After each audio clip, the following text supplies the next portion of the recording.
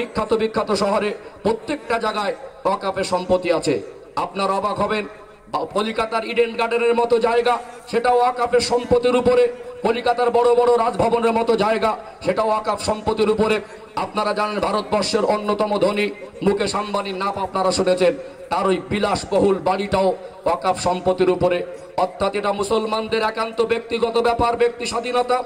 এই সম্পদ ওয়াকাফ বোর্ড অর্থাৎ মুসলমানরা তাদের হক, তাদের সম্পদ, তাদের প্রাপ্য অর্থাৎ তাদের বাপদাদা রেখে যাওয়া সম্পত্তি এরা নিজেরা রক্ষণাবেক্ষণ করত। এই অপদার্থ জালিম মোদী সরকার আজকে নতুন করে এই ভারতীয় আইনকে পরিবর্তন করার চক্রান্ত করে অর্থাৎ এই ওয়াকাফ সংশোধনী বিল পাশ করেছেন। ইতিপূর্বে আপনারা সকলে অবগত হয়েছেন। অর্থাৎ এই বিলকে নতুন করে আইনে পরিণত করেছে। তার দ্বারা কি হবে, এই আমার কমকে আগে সচেতন করতে হবে। আমরা কেন ময়দানে নামবো, আজকে আমাদের এখানে কেন নামতে হয়েছে, আগামী দিনে এই সংগ্রাম আমাদের চালানো দরকার আছে কিনা, আমাদের সবার কাছে এটা স্পষ্ট হওয়া দরকার আছে না নেই? আছেন না? সম্মানিত ভাইয়েরা, যেটা বলছিলাম অর্থাৎ এই ওয়াকাফের সম্পত্তি এটা মুসলমানরা এতদিন ওয়াকাফ বোর্ড দ্বারা পরিচালিত হতো। নতুন আইন এনে মোদী সরকার বলতে চাইছে এই ওয়াকাফের কমিটি সরকার নির্ধারণ করবে এবং ওই ওয়াকাফের যে কমিটির মধ্যে অন্য ধর্ম অবলম্বীদেরকে 2 জন করে অন্তত কমের উপরে বাধ্যতামূলক। তারা চাইলে আরো বেশি ঢোকাতে পারে।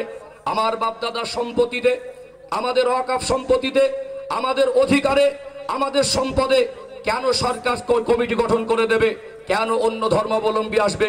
বন্ধু, এখানে জানিয়ে দিতে চাই, এটা হিন্দু মুসলমানের লড়াই নয়, এটা কোনো রাজনীতির লড়াই নয়, এটা আমাদের অধিকার আদায়ের লড়াই।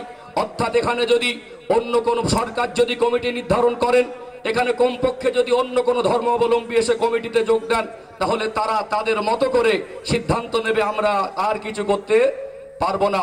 কারণ খ্রিস্টান ভাইদের গির্জায় যদি সম্পদ থাকে, সে সম্পদে কই মুসলমানরা তো নাক গলাতে যায় না, সে সম্পদের রক্ষণাবেক্ষণের দায়িত্ব তো মুসলমানদের দেওয়া হয় না।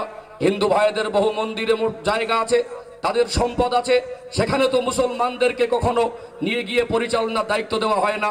অর্থাৎ এই অপদার্থ সরকার মুসলমানদের সম্পদে এর লোভ লেগেছে, অর্থাৎ এই মুসলমানদেরকে কোণঠাসা করার চেষ্টা করছে। আমি এখান থেকে জানিয়ে দিতে চাই, নরেন্দ্র দামোদর দাস মোদী এই মুসলমানদেরকে এত কমজোর মনে করবেন না। একটা হাঁসের পালক দিয়ে কান চুলকাতে যাবেন, কিন্তু সিংহের লেজ দিয়ে কান চুলকাতে যাবেন না। আমরা মুসলমান সিংহের জাত, আমরা ময়দানে নামি না, আর ময়দানে নামলে আমরা ফিরে পথ হেরে গিয়ে বাড়ি ফিরি না। অর্থাৎ এই জাতিকে আপনি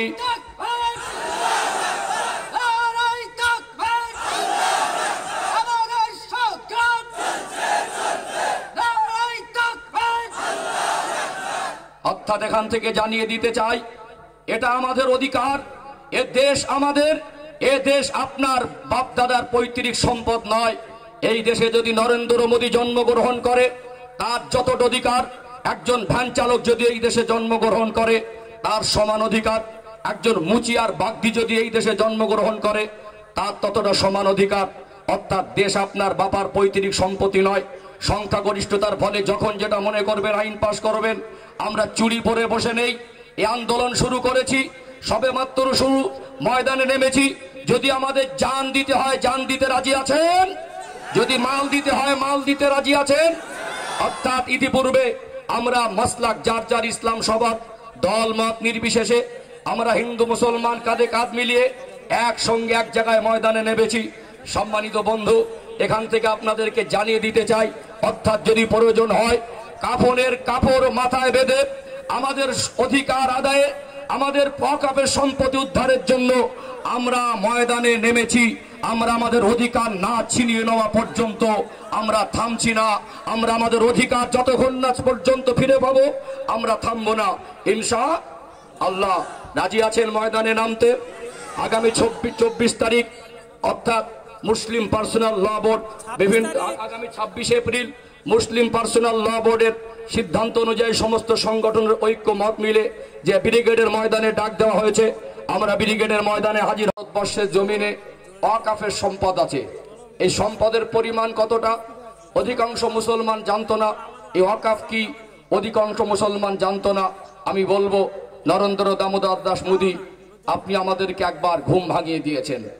অর্থাৎ আপনারা শুনলে অবাক হয়ে যাবেন, হিন্দুস্তান টাইমস বাংলা যার ওয়েবসাইটের তথ্য অনুযায়ী এই ভারতবর্ষের ওয়াকাফের সম্পত্তির পরিমাণ হচ্ছে, সংখ্যা হচ্ছে 7.8 লাখ, অর্থাৎ 7,80,000 সংখ্যা।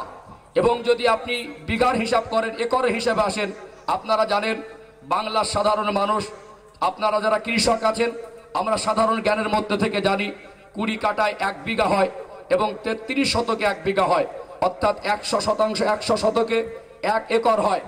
এই ভারতবর্ষের জমিনে আমার বাপদাদা পূর্বপুরুষের রেখে যাওয়া সম্পদ ইসলামের জন্য, এই ইসলাম ধর্মের উন্নয়নের জন্য, মসজিদ মাদ্রাসার উন্নয়নের জন্য, এতিমখানা, কবরস্থান, খানকার, দরগার জন্য আমাদের পূর্বপুরুষ ওয়াকফ করে গেছেন। তার পরিমাণ হচ্ছে আপনার 9.4 একর জমি, অর্থাৎ 4 একর বিঘা।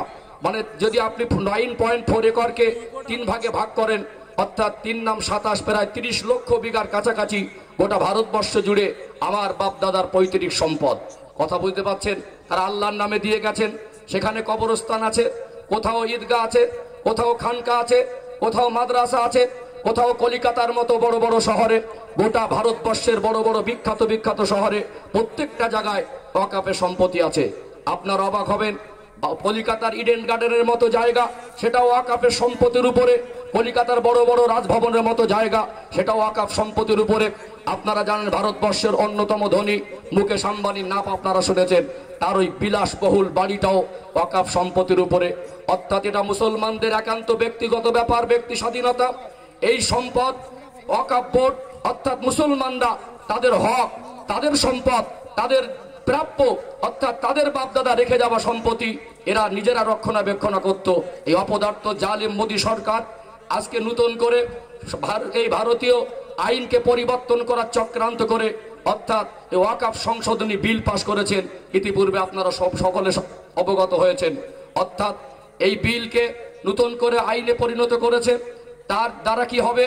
এই আমার কওমকে সচেতন করতে হবে। আমরা কেন ময়দানে নামবো, আজকে আমাদের এখানে কেন নামতে হয়েছে, আগামী দিনে এই সংগ্রাম আমাদের চালানো দরকার আছে কিনা, আমাদের সবার কাছে এটা স্পষ্ট হওয়া দরকার আছে না নেই? আছেন না? সম্মানিত ভাইয়েরা, যেটা বলছিলাম, অর্থাৎ এই ওয়াকাফের সম্পত্তি এটা মুসলমানরা এতদিন ওয়াকাফ বোর্ড দ্বারা পরিচালিত হতো।